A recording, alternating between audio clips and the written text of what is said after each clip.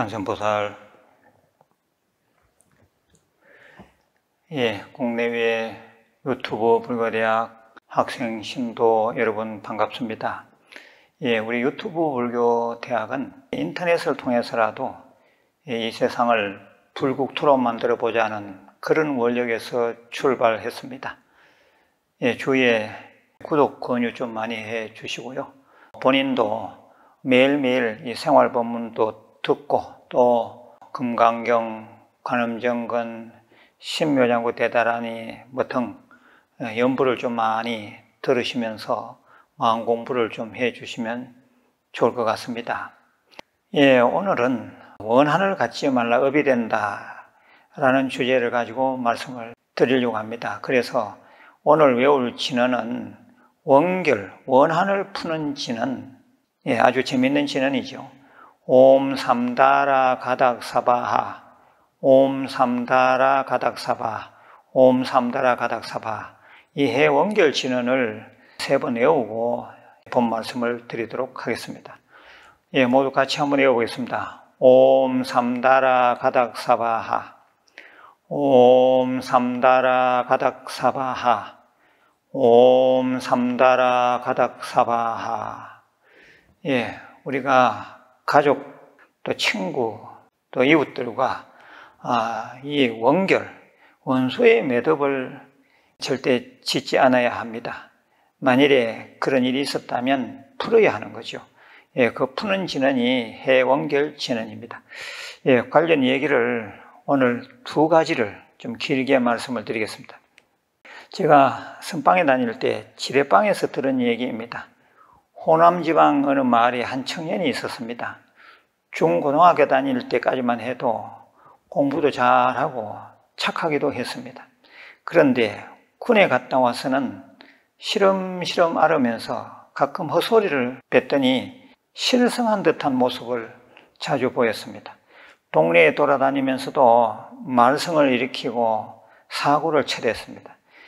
그러니 그 부모가 걱정이 많았습니다. 그 아버지가 집안 창피스럽다고 하면서 대문 밖에 나가지 말라고 했습니다. 외출 금지에 대한 교육을 단단히 시키고는 방에 감금하였습니다.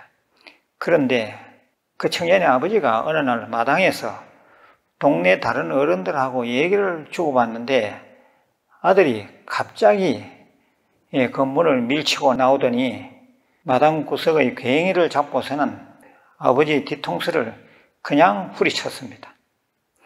거기서 아버지는 적사하고 말았습니다.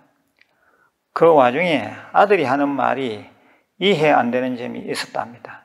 술만 마시면 나를 때리니 사람이 살 수가 있나? 이 말을 몇 번이나 하는데 아버지에 대한 죄책감이 전혀 없었답니다. 이런 일이 있는 집안을 보고는 감이 잡히는 게 있었는지 청화라는 큰 스님께서 그 집에 가서 물어보았답니다. 청화 큰 스님의 젊은 시절이었던 것 같습니다. 혹시 이 집이 옛날에 원한이 있는 일이 없었습니까? 했더니 가족이 그랬답니다. 그런 일이 있었습니다.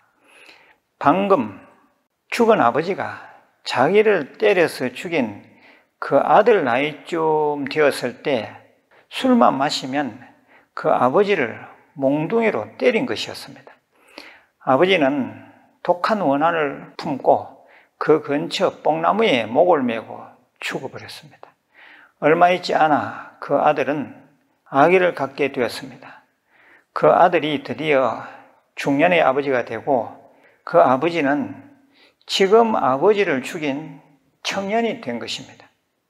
그 청년은 24, 5년 전에 아들에게 술만 마시면 얻어맞던 그래서 목매달고 자살한 아버지의 후신이었던 것입니다. 그 아버지가 자기 아들로 태어나서 지금의 아버지를 죽인 기가 막힌 인과의 신뢰입니다. 우리들의 사는 모습, 이 생각들은 절대 없어지지 않고 아뢰야식 속에 저장되어 있습니다.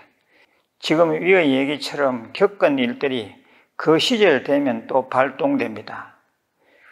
군대 제대하고 그 나이쯤 돼 가니까 경험하고 당한 그 의식이 그대로 발동하여 가품을 한 경우입니다. 예, 우리는 살다 보면 원결을 맺게 될 때가 있습니다. 예, 인간은 참으로 무섭습니다. 이 해원결 진언을 외워보는 것도 괜찮습니다. 예, 화인화가, 화의 원인에는 화의 결과, 복인복가, 복의 원인에는 복의 결과가 있으니 우리는 늘 이러한 진리의 흐름을 깨닫고 살아야 되지 않을까 생각합니다. 예, 또 다른 얘기입니다. 부처님께서 사위국의 기수급고도원에 계실 때였습니다. 그 나라에 한 부호 거사가 있었는데 거사는 무남 동녀를 부모가 일찍 죽고 없는 총각에게 시집 보내서 대릴 사위로 삼으려고 했습니다. 예, 총각은 장사, 즉 무역의 일정이 있어서 급히 약혼만 하고 배를 탔습니다. 그런데 불행하게도 배가 폭풍우를 만나 난파가 되는 바람에 무인도에 내렸습니다. 무인도에서 겨우 연명하면서 5, 6년 살게 되었습니다. 천신만고 끝에 그 섬 곁을 지나는 배에 의지하여 집으로 찾아오게 됩니다. 그런데 그 총각에게는 남동생이 하나 있었는데 시집 보내려고 했던 그 아가씨의 부모님이 몇 년 기다려도 그 약혼한 총각이 돌아오지 않자 배사고로 죽은 줄 알고 그 총각의 남동생에게 약혼한 딸을 맡아달라고 통사정을 하였습니다. 이미 약혼한 것이 소문이 났기 때문에 딴 곳으로 시집을 보낼 수가 없었습니다. 마지못해 이 동생은 형수가 될 뻔한 그 아가씨와 결혼하였습니다. 1년 정도 오손도손 잘 살았답니다. 그런데 죽은 줄로 알았던 형이 살아 돌아왔습니다. 이 동생은 형복이 면목 없고 해서 그 길로 출행랑을 쳐서 출가해버렸습니다. 그래서 부처님으로부터 받은 법명이 우바사입니다. 예, 우바사 스님이 된 것입니다. 그래서 깊은 산 속에서 혼자 토굴에서 지냅니다. 형은 동생이 생각할수록 괘씸하여 원한을 갖게 되었습니다. 감히 내 마누라 될 사람을 취하다니 형제 믿을 게 못 되는구나. 내가 반드시 원수를 갚으리라. 예, 그래서 형은 동생을 수소문 끝에 찾았습니다. 그리고는 활 잘 쏘는 사냥꾼을 돈 500냥에 사서 동생 우바사 스님의 토굴까지 가게 됩니다. 멀찌감치서 사냥꾼이 활 시위를 당겼는데 그때 이 형은 토굴 주위에서 지시하느라고 기웃기웃하면서 동생을 염탐하다가 그 사냥꾼이 쏜 활에 맞아서 그냥 즉사하고 말았습니다. 그 형은 그러면서도 그 원한을 버리지 못하고 독사로 태어나서 그 동생을 해치려고 하였습니다. 그런데 그 독사가 동생이 문을 여닫는 순간에 문틈 사이에 끼어서 그 독사가 또 즉사하고 말았습니다. 그런데 이 독사는 이 또한 독한 마음을 내면 깊숙이 갖고 있었기 때문에 이제는 독충으로 또 태어났습니다.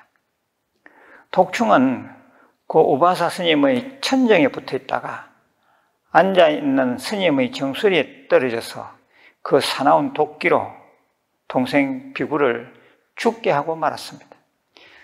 예, 우리가 살다 보면 본의 아니게 원한의 관계에 놓이게 됩니다. 그런데 원한은 원한을 또 불러옵니다. 원망하는 마음을 쉬었을 때 은혜의 고리는 끊어집니다. 원망하는 마음을 쉬는 데는 부처님 전에서 기도 수행하는 수밖에 다른 방법이 없습니다.